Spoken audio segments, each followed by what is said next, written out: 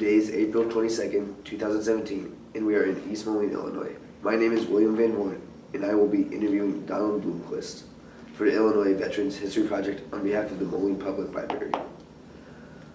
Donald Bloomquist was born on March 17, 1934, and is 83 years old. Also present is Jan LaRoche. Where and when were you born, Don? Where? Moline. Okay. And when? March 17th, 1934. What did your parents do as like their jobs? What did my parents do? Mm-hmm. They were farmers. Farmers. Mm-hmm. Any siblings? Yeah, I have 3 daughters. You have 3 daughters, but any brothers and sisters or no? I had 2 brothers. Okay. Did they serve in the military as well? No, they didn't. Did not. They were older than me. Okay. What were you doing before you got drafted? I was helping my folks on the farm, Okay. working on the farm. And you said you served in the Army, In the Army, yes. and you were drafted. Yes. What were your early days of training like when you departed? What was my early training? Yeah, I your had to go through basic training, Mm-hmm. which was a lot of marching and walking, and they crawl on the ground with a machine gun firing over your head, infiltration course, which I didn't care for. Do you remember any of your instructors? Was I, what? Do you remember any of your instructors? No, not really. And did you receive any specialized training? Yeah, they sent me a 6 months radio repair, Okay. your signal corps. Can you tell us more about that? Well, I studied every radio equipment the Army had at the time, walkie-talkie, all that stuff, and transmitters. However, when I got out, I didn't do much repair. It was mainly radio operator. And how did you adapt to the military life? Did I that? Well, I served my 2 years, and I was glad to get out. And you said where did you serve? It was in Yeah, forts. Fort Gordon, Georgia. Basic training in Fort Carson, Colorado.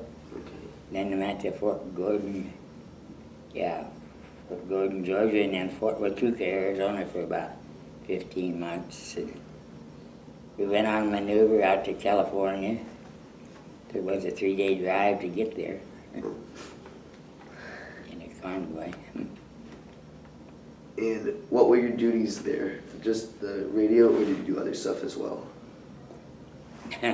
Yeah, I pulled KP and guard, which was a standard procedure with it. What kind of friendships and camaraderie did you have when you served? I got along really well with everybody, and no special friends though. So just that the Army, you mainly stayed with them as friends, but were you still in contact with any of them? I did with a couple of them after I got out. Yeah. One from Ohio, one from Missouri. And what did you do when you were off duty? In the Army? Mm-hmm. Well, just go up to the PX or something, have a beer or two, and nothing special. Nothing special. Mm. And what did you do when you returned home?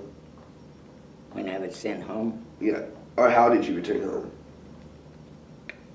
what? How did you return home after your service? Oh, well, I went to work at Farmall, International Harvester Farmall Works. And then I transferred to East Moline, worked at International Harvester. And I retired from there. And how were you received by your family? Were they happy to have you back? Yeah, It really was. We had one, by the time I got out, we had one daughter. Were you married before you went into the service? I was about not quite a year. How was that? How did being in the service affect your relationship?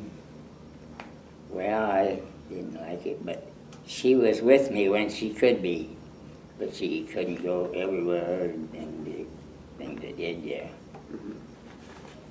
And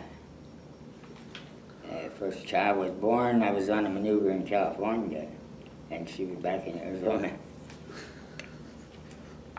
They let me come back a little early, but I had to drive a 2.5-ton truck back.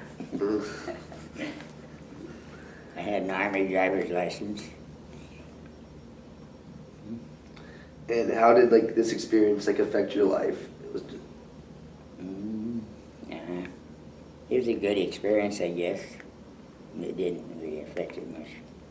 Any life lessons you learned from the service? No, not especially. And did it affect your feelings on war in the military? I don't think it changed it, really.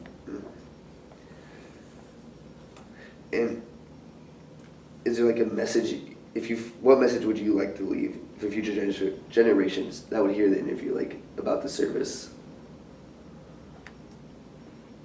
Just go in if you have to and make the best of it. Get it over with. And is there anything you feel we haven't discussed? No, I guess not. Is there any stories you'd like to tell us? Anything funny that happened or that, either on or off the base? Nothing special. When you make a certain rank, you wouldn't have to pull KP, which was kitchen duty. Them were long hours. You had to be there before breakfast, way before breakfast. Then after supper, you could just clean up.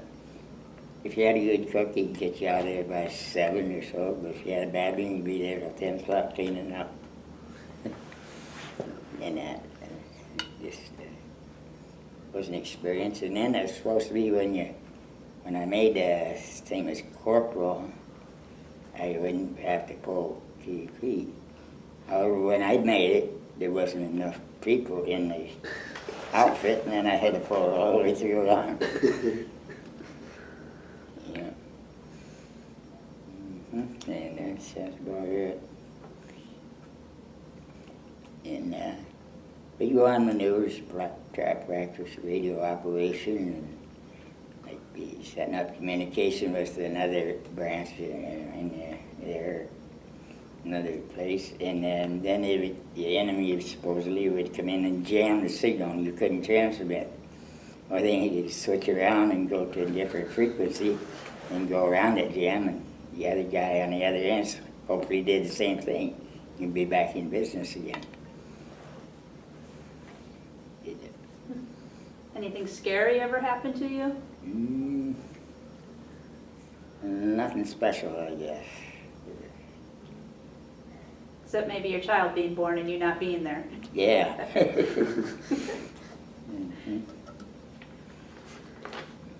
Anything else you'd like to talk about your service or anything else?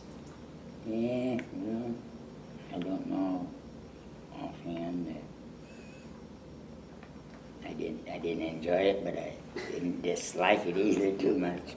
Just got Had to through be it? done, yeah. Okay. Well, I think we're good to end off the interview. Well, we just want to thank you again for agreeing to talk with us, and also thank you very much for your service to the United States, sir. Okay.